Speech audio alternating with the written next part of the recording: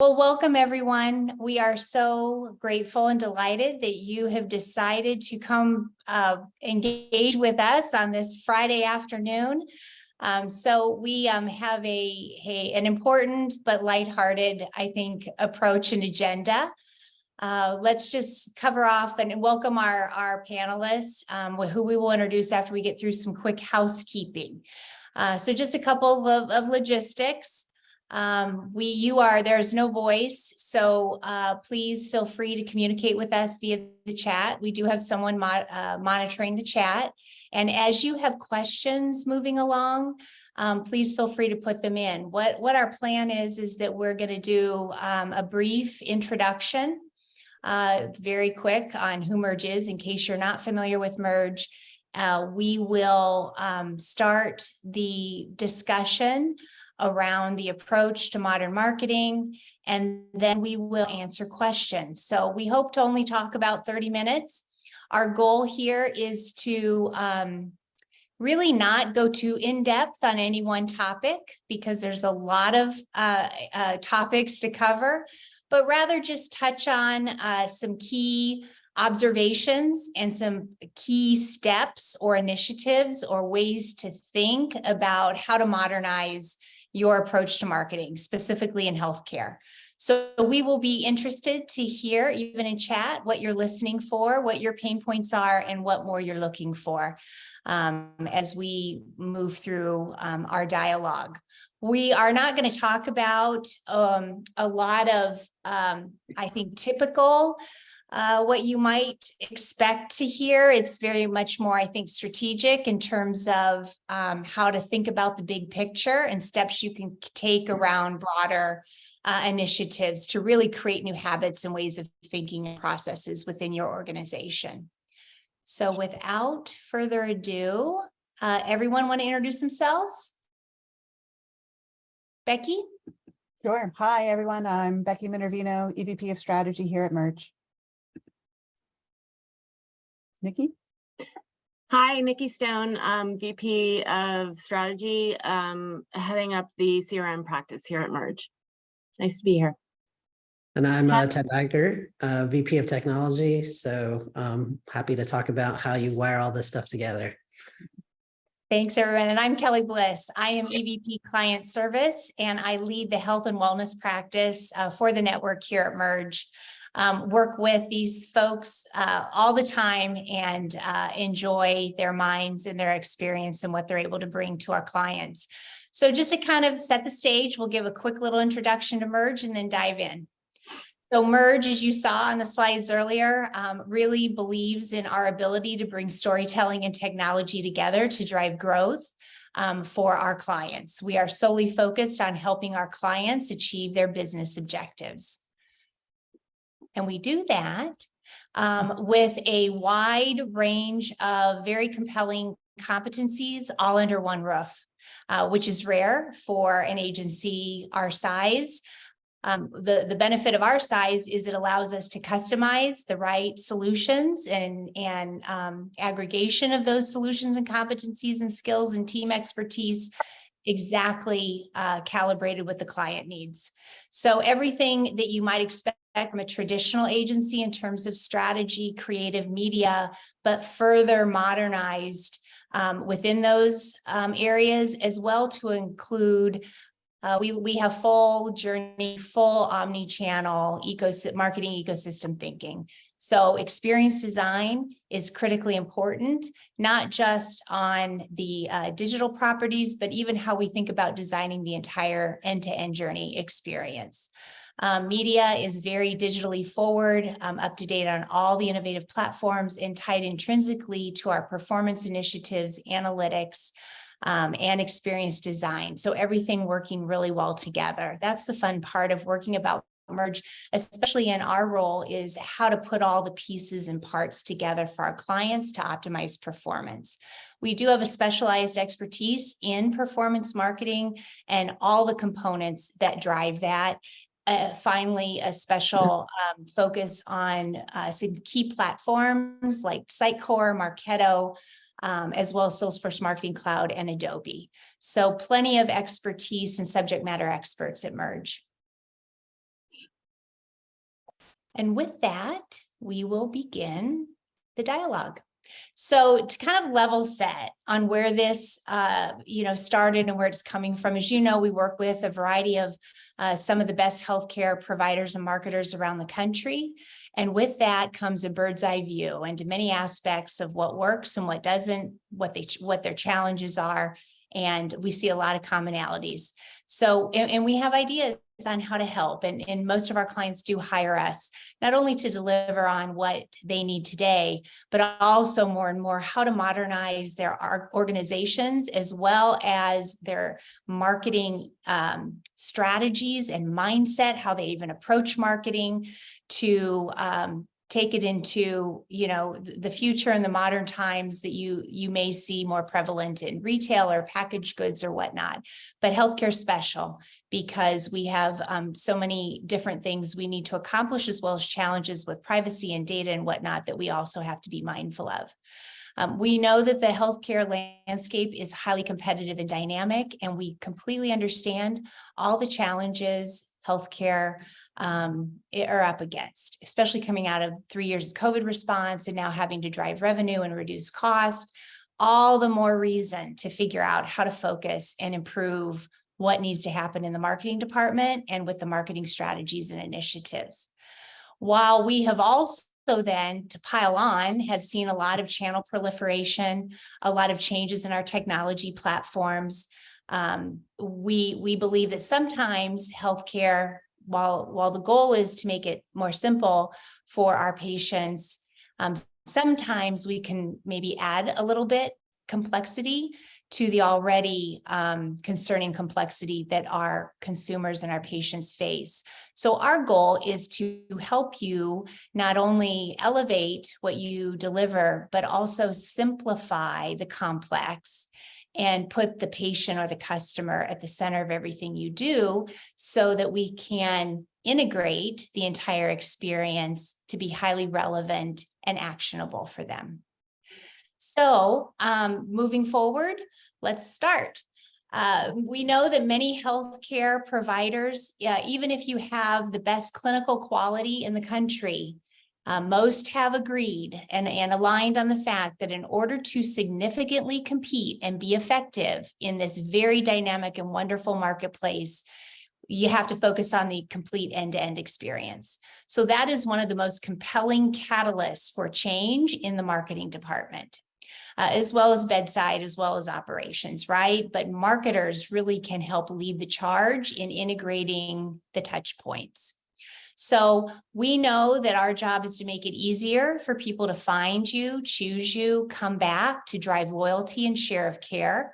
At the end of the day, that's what's going to create better health outcomes. But actually making this happen, we know, can be overwhelming. And a lot of clients ask us, where do we begin, right? So many challenges, so many immediate demands, where do we begin?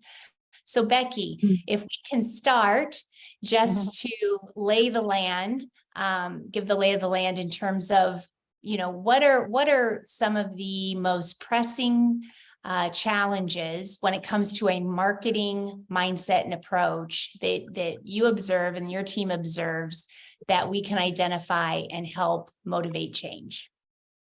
Sure. I think one of the most fundamental things is the real need to sort of break away from the funnel. The marketing funnel has been around for longer than probably any of us can remember. It's one of the first things you sort of get orientated to. And while it may have had utility at a certain point, as you're trying to organize your own team or your extended teams around the challenges that your patients have, the sort of jobs they need to get done, find a provider, book an appointment, understand a bill, I think it points people in the wrong direction in some ways. It takes a more inside out point of view that makes it difficult to stay focused on making decisions that are cross-functional. And as simple as it may sound to say, like, you should focus on the journey rather than the funnel, I do think it's very important because it helps you with an orientation that's really difficult to maintain, and yet so critical, because there's a lot of other factors that are pulling you away from that, like your organizational design, the way your teams are structured, And so if you can stay focused on a clear understanding of the audiences you're trying to design for and the problems that they're facing, that's sort of like the first step. But it's obviously not enough. There's a lot of energy around the idea of customer journey mapping, and a lot of activity. You know, you could Google customer journey maps, and you'll get a lot of solutions back to you. But I think the making them actionable is a whole other matter. And to do this, it's important to think about the actions around the journey map rather than the artifact. If you've ever had to create a journey map or use a journey map that somebody else has created, it can be very bewildering. And what I like to emphasize here is it's the process around the journey, like how you got to the journey, what are you going to do around it? That's what is really helpful. So while the artifact can be a good reference material, it's the process of getting to data-driven insights through good, like don't lie to yourself, qualitative research that is about what actual people are experiencing, distilled down into actionable insights across that journey, and then socializing those findings in a way that brings other people in. Because, you know, hospitals within a health system, hospital service lines, there's a lot of other orientation, and thinking about stepping back and talking about a certain journey for a certain persona, and then how you're going to problem solve different treatments to address those jobs to be done and those issues, is where you can start to get aligned on externally facing solutions that are going to have more meaning for the people that you're supporting.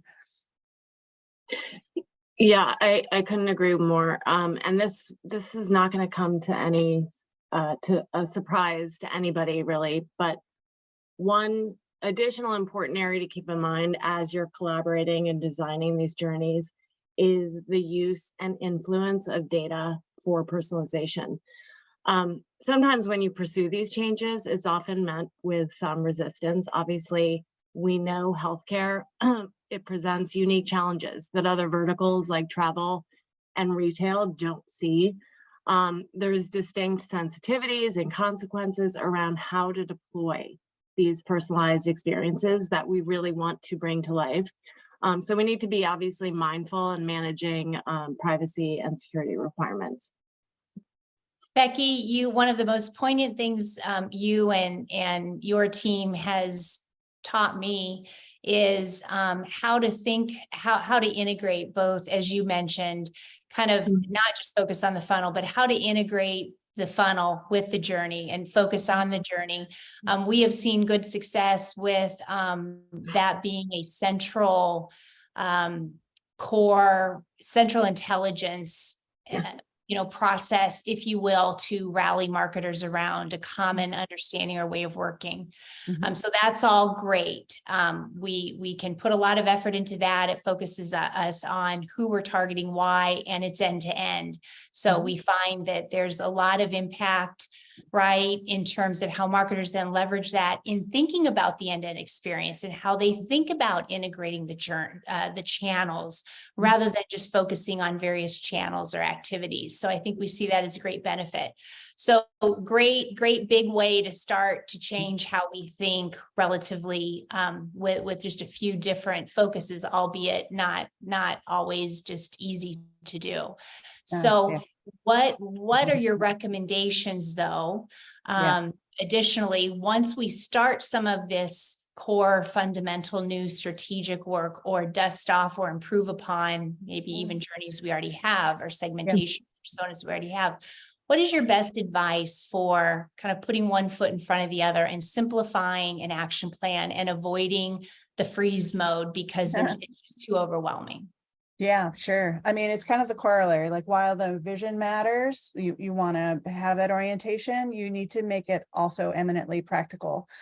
And the focus that we'd like to have is to identify, you need to start in some ways, start small, like identify a few high value moments and problems that matter to the patient that you also know are going to lead to a key business outcome that matters to your stakeholders, and then take a very pragmatic proof of concept approach to how you're going to go after that. That kind of pilot planning really depends on quickly get into feasibility. So knowing what data and technology you have available and how you can start to make the most of it. Awesome. Ted, you're on mute. Definitely the third leg there, I would say, in addition to like trying to move the needle, being customer centric, it also helps to really understand what technology is in-house. And just practically speaking, what's your control points? Meaning like, what can you influence directly versus what you have to get the permission of somebody else? And like overlaying those three things to find something that is going to be really well suited to that particular situation. When we do these POCs or define them, they're completely different almost every time because there's so many different variables that are in existence and that we factor into designing the proof of concept / POC. But obviously, once you have something that has moved the needle, that gets a lot of traction across functions and different, it can be a door opener. And it definitely can relate to the journey map too, right? So if you can build better support through a POC to just one section of the journey map, it helps to illuminate that can be a continuous process. And eventually, by chipping away at it bit by bit, you suddenly are much closer to the patient-centric idealized journey that was drawn up during the strategy phase. So we really find that like that's where the practicality can kind of come in. It's dependent on your specific situation, but it really helps to have that viewpoint on it, and it can only just grow from there. Yeah, I know we're talking a lot about proof of concepts, but especially in healthcare, they are so important from a practicality standpoint. They really do become that tool to help us jumpstart with a more focused approach, but still keep in mind that future state vision. In order to get there, as part of identifying what proof of concepts we should go with, we need to define what that current state is. In other words, as Ted mentioned, what platforms or channels are in place? How are they connected? What data is available, being captured and passed and used throughout the entire experience? That really is a starting point for us often. And when we map that to the journeys, we're able to very quickly see gaps and opportunities in order to reach future state. Yeah, What we mean is, go ahead. A lot of this technology has been, the vendors of this technology have realized that there's a challenge getting it to talk to the other parts, right? And so they've really added a lot of their own product roadmaps have been about exposing more data, to Nikki's point, creating these APIs so that there can be communication between the systems. But we also find that the first step is buying the software. Just because you bought the software doesn't mean it automatically will fill in those gaps for you. So it really does help to have someone from the technology perspective working right alongside with the marketers, right? Because they're absolutely dependent on each other. They do speak different languages, but there's also a ton of shared interest. And sometimes you can say the same thing, a marketing objective, two different ways, one from the marketing perspective and then again from the technology perspective. And that's valuable because you have different listeners, different people hearing that message, and it resonates differently. But ultimately, you're just trying to create a shared vision or a shared mind, a shared understanding of the objective, right? So whatever language it takes you're just trying to get everybody on the same page. So it really helps to kind of bring those aspects together to try to achieve that. Yeah, and one, just sort of build on what we need in order to sort of continue the momentum and make sure we have alignment is applying the lens of sort of a roadmap approach to each of the tactics. And what we mean by that is looking at it from a desirability, feasibility, and viability standpoint. Meaning desirability, that will lead the way often. What goals and issues matter to the patient? Do we have a solution that we know meets those needs? from a feasibility standpoint, what data and connections and resources are necessary to establish and maintain that solution. And of course, viability, is it worth the effort? What value and impact can we bring to the business? In other words, what outcomes are we delivering? Driving booked appointments, boosting share of care, improving the patient satisfaction level, and all of that obviously with some sort of scale. Right. And like not so secret strategy to employ here is, back to the idea of trying to align stakeholders in your vision and help make progress and sort of start exercising new muscles is as part of that, like sort of 3-lens approach, thinking about how you might arrive at a set of a range of proof of concept pilots, maybe staggered over time, that support various stakeholder priorities in order to help, obviously get the buy-in, but also make people more comfortable about what data is being considered, how it's going to be used. So for instance, you might be thinking about referrals and how that can help different specialty lines and which specialty lines are really in need of additional referrals and who might be most interested in how we might deploy this either at that level or at a more enterprise level.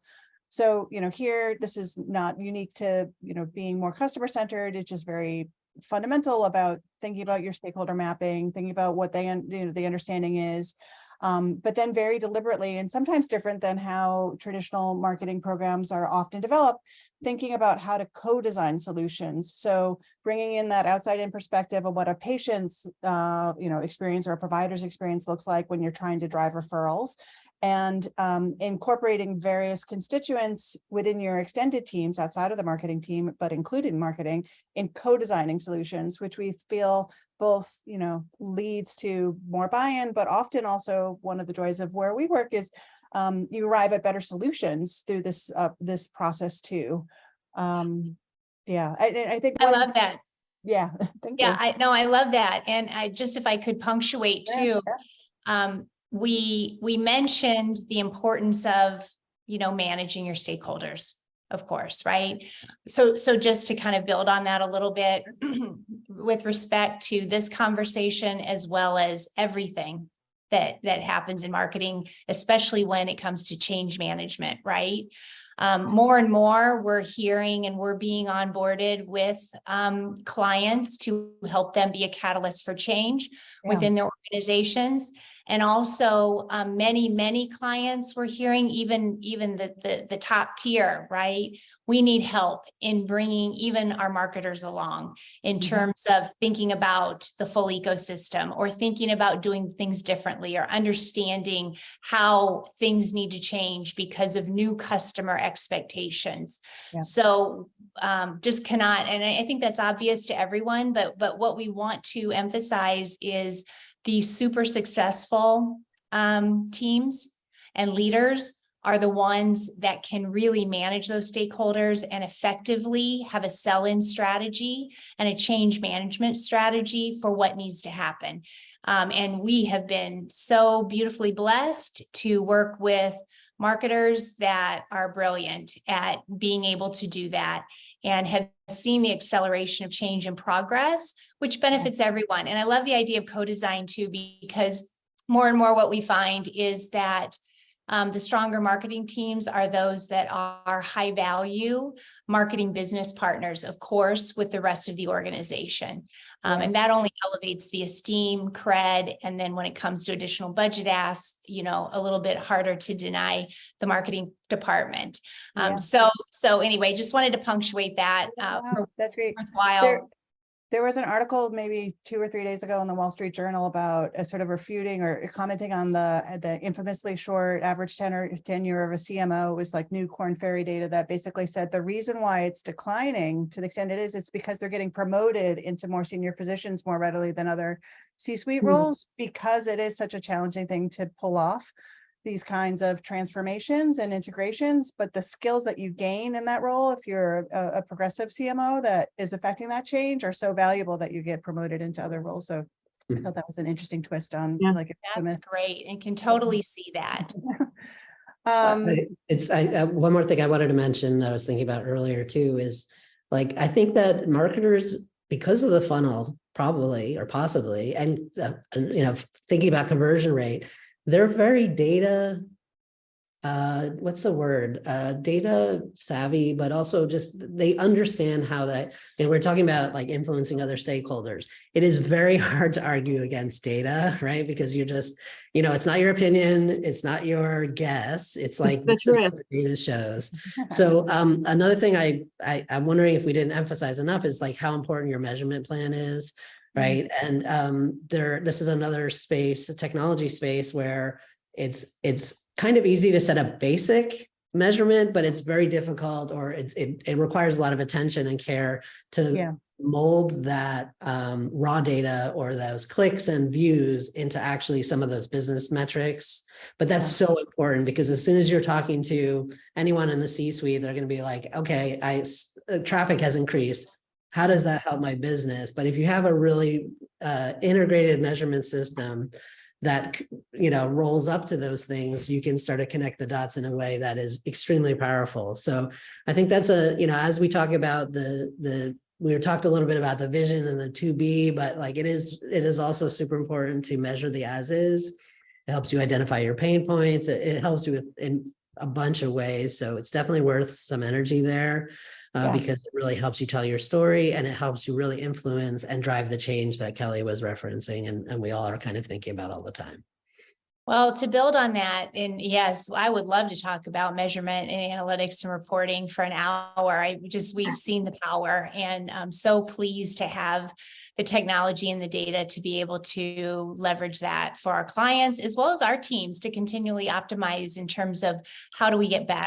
How do we improve performance? How do we lower costs, et cetera? But if we package all that up, and also probably one of the benefits of that marketing is sitting on a beautiful asset of not only data from various channels and initiatives, but also customer data. And I know, Nikki, this is near and dear to your heart. Yeah, this is my favorite area. I know. And one of the most underutilized areas of data, at least within some of the healthcare space, because of some concerns around that. But can you talk a little bit about the wonderful benefit of very safely leveraging and first, just to even understand our customers and our various users and what that behavior might look like, and how to continue to add to our intelligence around our customers?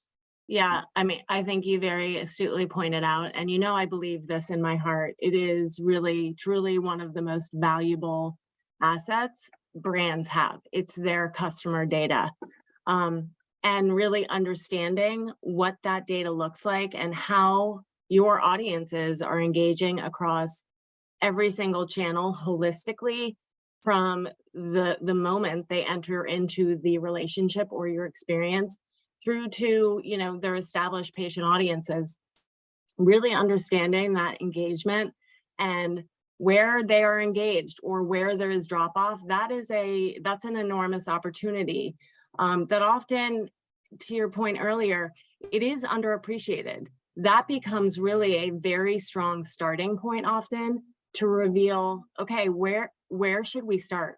What are the priorities to fix some of these gaps and opportunities where the truth is revealed through this data analysis? So, I mean, to your point earlier, we could spend hours alone. We could spend all day, and I can, talking just specifically about data. But it is a good engagement assessment will illuminate really how widely engaged our addressable customers are across every single touch point. And with that assessment, we're able to really help prioritize things because, we touched on this earlier. We're often left with just a laundry list of possible tactics. And with the data analysis, we're afforded, the ability to quickly hone in on what should be our priorities. Yeah, that opportunity sizing is so valuable, and it's similar in some ways for folks that haven't had the opportunity to do this kind of assessment. I think in some ways it's a different assessment, but in some ways it functions similar to the benchmarking that you get from your brand tracker. Like you have a line in the sand that says, this is where this is the extent to which people are engaged across these segments, across these touch points. And then as you set your roadmap of understanding like, well, which parts of the experience do we want to affect and what are the populations? As you make those changes, you can go back and see like, how did that change happen? And to what extent did it shift the needle, in the same way that your longitudinal tracking in brand trackers show you some before and afters too. Yeah. That's exactly. that's a great comparison, Becky. The other thing you made me think of was, we have a wonderful new client that, made a very, very simple yet memorable and compelling statement the other day. And she said, we need to earn the right to continue to talk to our patients and customers. Yeah. And I was like, oh, that's so good. You Yeah. know, you're so right. And if Yeah. we all came to work every day thinking about how we can earn the right Mhm. to continue that engagement, that is super compelling Yeah. and super customer focused and really a new way of thinking. Right. So wanted to be sure to share that. Yeah, that's great. That's great. Did we have any other, I know we've kind of hit our high points. Is there anything else anyone would like to mention before we hop into Q&A? Yeah, Sorry, go one final point that Yeah. maybe we didn't touch on was the notion of progress and not perfection. I think Oh, perfect. Yeah. oftentimes our clients and us, you can become very quickly paralyzed because there is so much to do. And so the sort of, kind of an extension of proof of concept is this notion of how do we iteratively move toward future state. And so you'll hear us talking about like, what is the crawl, walk, run approach? And that gets to progress, not perfection.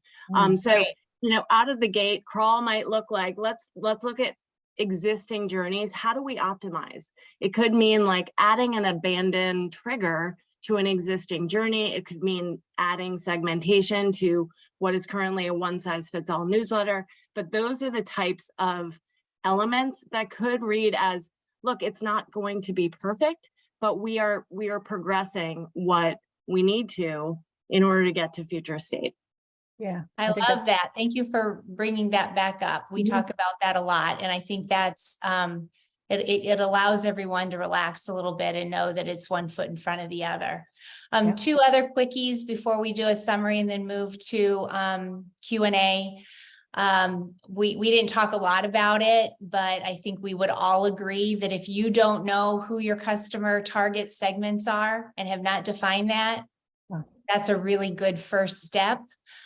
Because focus is prime in terms of relevance and as well as optimizing budgets.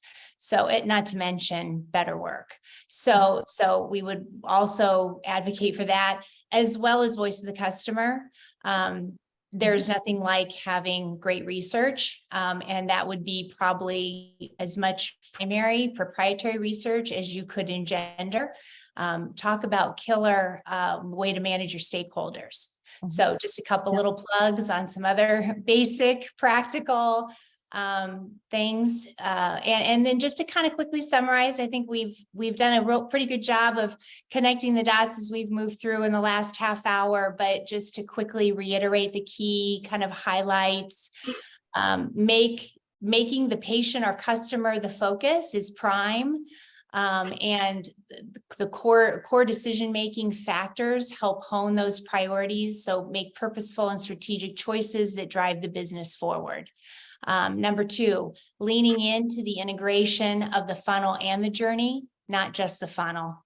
Leveraging the journeys to drive strategic POCs and implementation plans focused on priority segments versus just service lines. Third, not over-investing in a tech stack without having a strategy and making sure you've got tech at the table Amen. to optimize what you already have rather than reinvent the wheel and help to better connect the initiatives and dots between strategy, data, and implementation. To last point, strong measurement and reporting to not only gather intelligence and insights, but then leveraging that to merchandise success, sell-in, and optimizations for always iterative improvements in terms of getting better and improving the performance of dollars spent. And lastly, and we didn't talk about it a lot, but we could have a whole webinar on it because we are constantly discussing this with our clients, is the integration of brand and demand.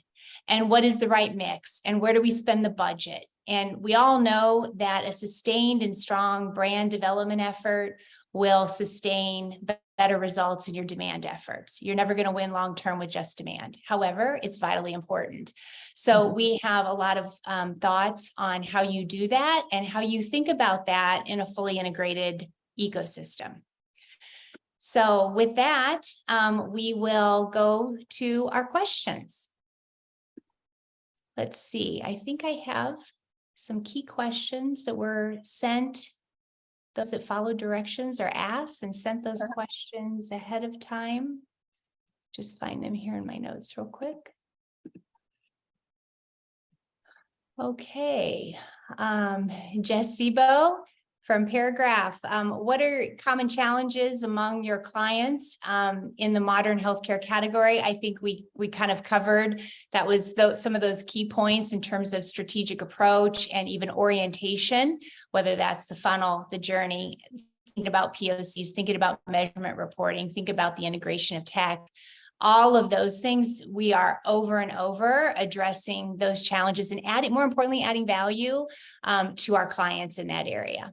I think one thing we didn't mention is privacy or compliance, working with those teams and getting them comfortable, right? Because we're, PHI, there's obviously a different level of sensitivity in this space than e-com or, lots of other spaces. So, but I find that those compliance teams, they have some fundamental questions. They need to understand where the data is going and how it's being used and what type of, their questions are they're not simple, but they are specific and they need to check some boxes so that they can approve the work.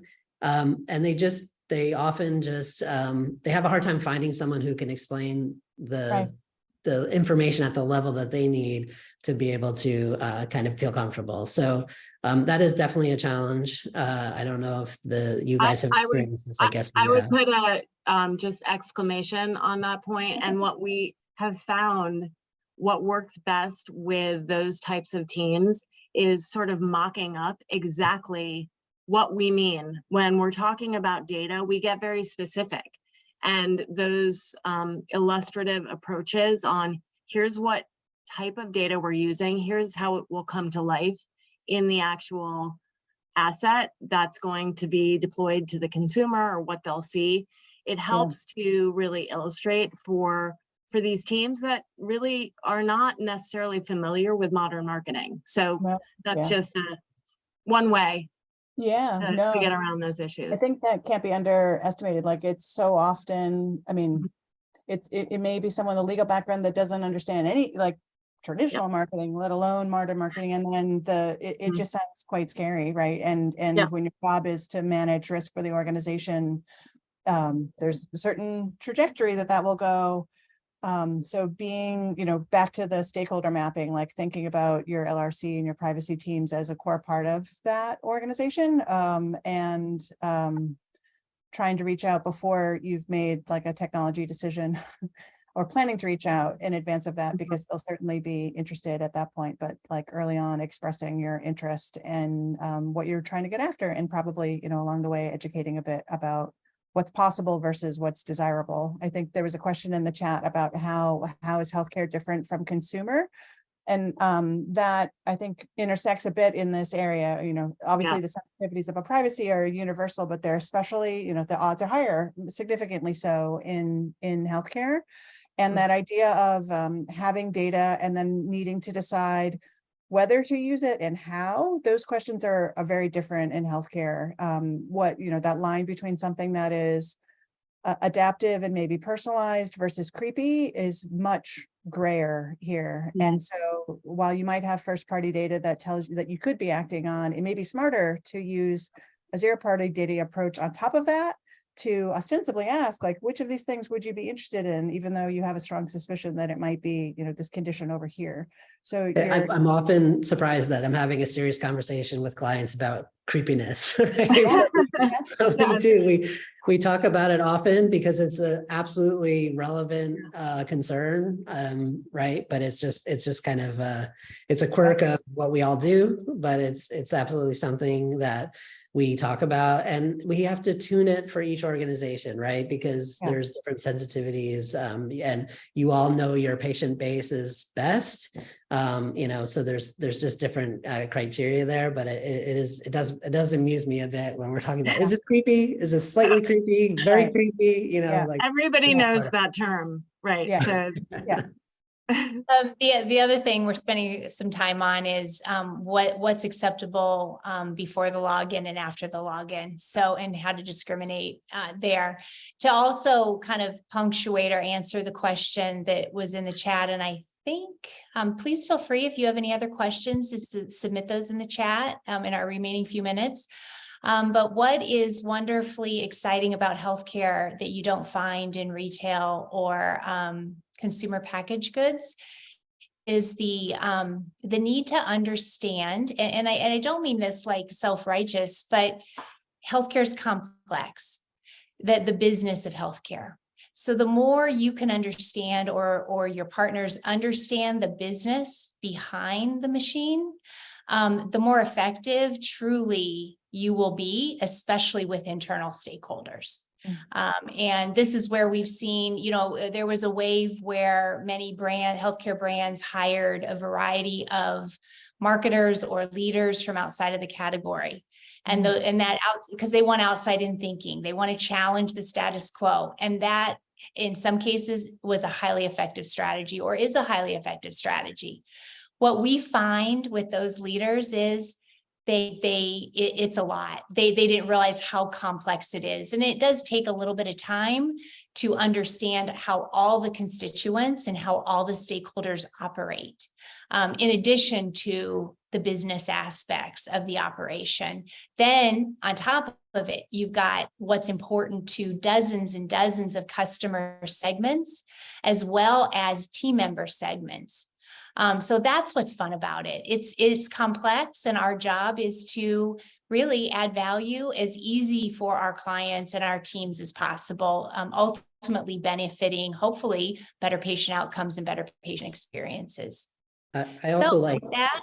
Oh, go ahead, Ted. Just quick. I mean, I really like how important it is to them, right? Like, it's so important that they find the care they need. And, it's just at a different level than selling widgets, that type of thing. So that's really nice as well.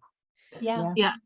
Sorry, I can't resist. One final point on this.